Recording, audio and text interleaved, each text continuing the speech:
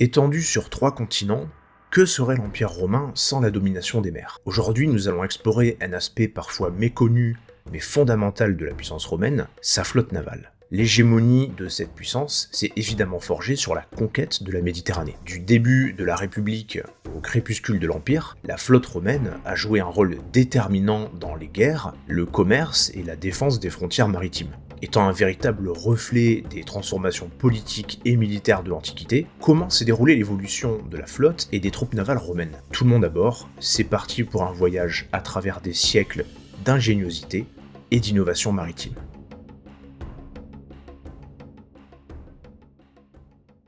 Au début de la République, vers le 5e siècle avant notre ère, Rome n'est pas encore la puissance dominante qu'elle est destinée à devenir. Ses premières confrontations, notamment avec les cités grecques d'Étrurie et plus tard avec Carthage pendant les guerres puniques, rendent essentielle la domination des mers pour éviter d'être isolés et pour contrôler les routes commerciales.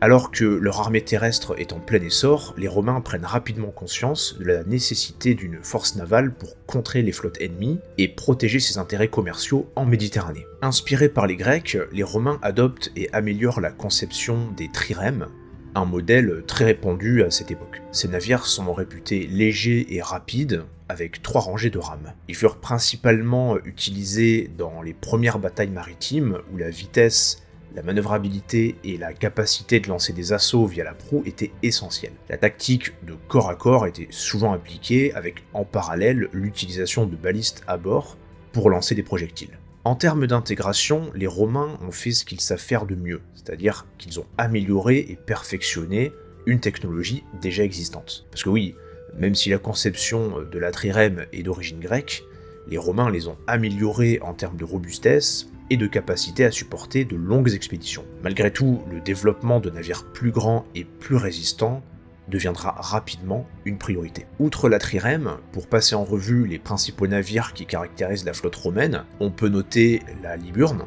Adoptée par des pirates liburniens de l'Adriatique, c'est une petite birème, c'est-à-dire 2 rangs de rames, rapide, légère et maniable, parfaite pour les patrouilles, les escortes ou les assauts éclairs. Elle est moins armée qu'une trirème, mais très utile dans les attaques surprises ou les zones côtières. Elle deviendra quelque peu un des bateaux standards de la marine romaine sous la période du Haut Empire. Nous avons ensuite la quadrirème, qui offre un compromis en termes de puissance et de stabilité. Donc là on a 4 rameurs par travée, généralement organisés 2 par banc. Plus robuste qu'une trirème, capable de transporter davantage de troupes ou de machines de siège. Elle est évidemment moins rapide mais plus stable, donc utile pour les blocus ou les engagements à longue durée. Elle est souvent employée comme vaisseau de commandement ou de transport militaire lourd. La quinquérème, donc là c'est le mastodonte, 5 rameurs par travée, soit 300 rameurs et 120 soldats en moyenne. C'est un navire très lourd, très large, mais redoutable pour l'abordage. Rome s'inspire du modèle carthaginois au début de la première guerre punique. À partir du 2e siècle avant Jésus-Christ, elle devient moins fréquente car trop coûteuse et trop lente. Nous avons enfin l'hexarème, là c'est carrément la forteresse flottante, 6 rameurs par travée, un véritable tank maritime, parfait pour porter des catapultes, des balistes ou des tours de siège, alors évidemment peu manœuvrables, donc employés principalement dans les grandes batailles navales, comme à Actium, où Marc-Antoine et Cléopâtre en avaient dans leur flotte. Ce navire est donc principalement utilisé comme navire amiral ou transport lourd. Le conflit avec Carthage, donc entre 264 et 146 avant notre ère, pousse Rome à construire une flotte massive pour rivaliser avec celle de ses adversaires. La bataille des îles Égates, en moins 241, est souvent citée comme un tournant où Rome, grâce à sa flotte nouvellement constituée, parvient à remporter une victoire décisive, causant la défaite de Carthage sur le plan maritime et ainsi mettre fin à la première guerre punique.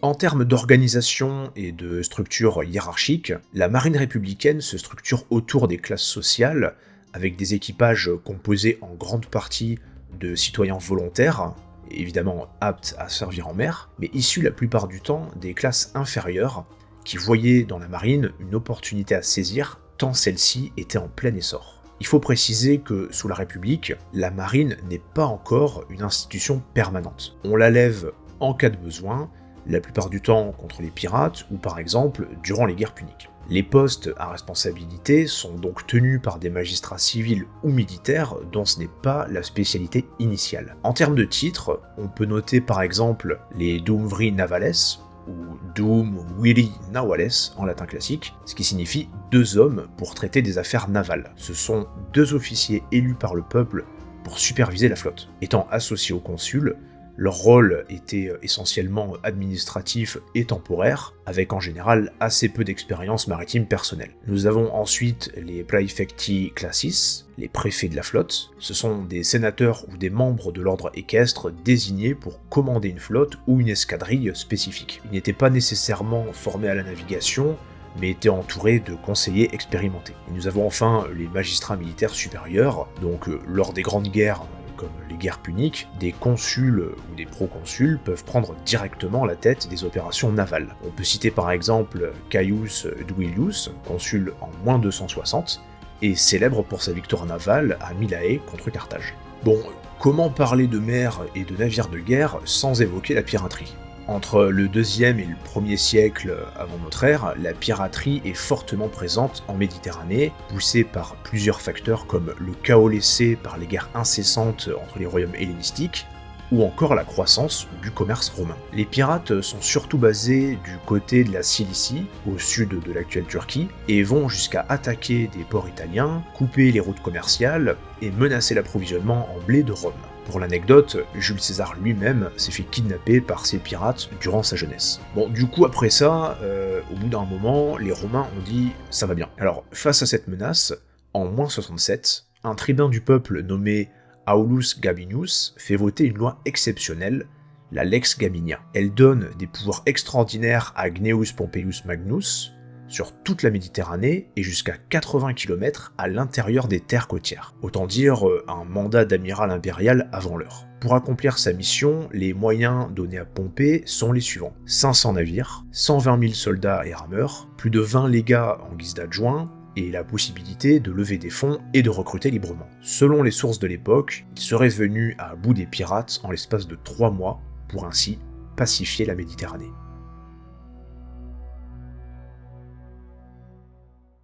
Avec l'avènement du Principat et la centralisation du pouvoir sous Auguste, la marine prend une importance stratégique renforcée. À ce moment, on peut dire que Rome contrôle déjà la quasi-totalité de la Méditerranée. Donc l'idée, c'est plus de faire des petites virées maritimes sur l'île voisine, mais de passer d'un continent à un autre. La flotte n'est plus seulement un outil de guerre, mais devient aussi un instrument de contrôle des mers et de sécurisation des routes commerciales. Deux grandes flottes impériales voient le jour, la Classis Misenensis à Mycène et la Classis Rauenatis à Ravenne, en plus de plusieurs flottes provinciales.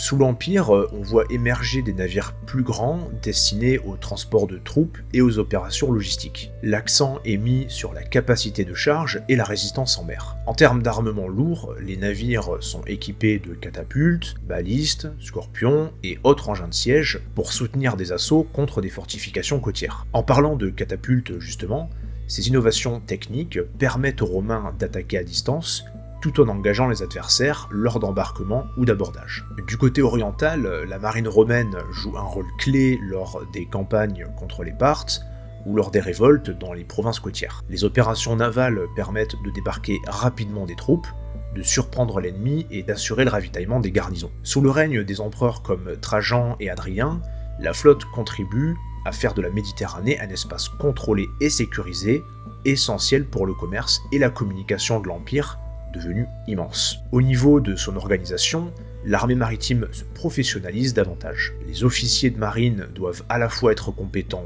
pour le combat et la navigation, tandis que l'administration des flottes devient une branche spécialisée de l'armée impériale. Plus haut dans l'échelle, on trouve les praefectus classis, donc le commandant en chef d'une flotte. Ce poste est généralement occupé par un chevalier, car les fonctions militaires et techniques demandaient des hommes compétents. Nous avons ensuite les subpraefectus, donc ce sont des officiers intermédiaires, commandants d'escadrilles ou de ports secondaires. Ils géraient aussi la logistique et la formation. On peut citer également les Navaricus Princeps, C'est une fonction assez rare et peu documentée, c'est l'équivalent d'un amiral dans certains cas, surtout en Méditerranée orientale. Ce terme était aussi parfois utilisé pour désigner un commandant de flotte particulièrement expérimenté. Et nous avons enfin les Centurio Crassiarius. Il s'agit de centurions affectés à la flotte, parfois pour commander des détachements maritimes ou coordonner des débarquements. Certains marins appelés Crassiari avaient un statut proche des légionnaires.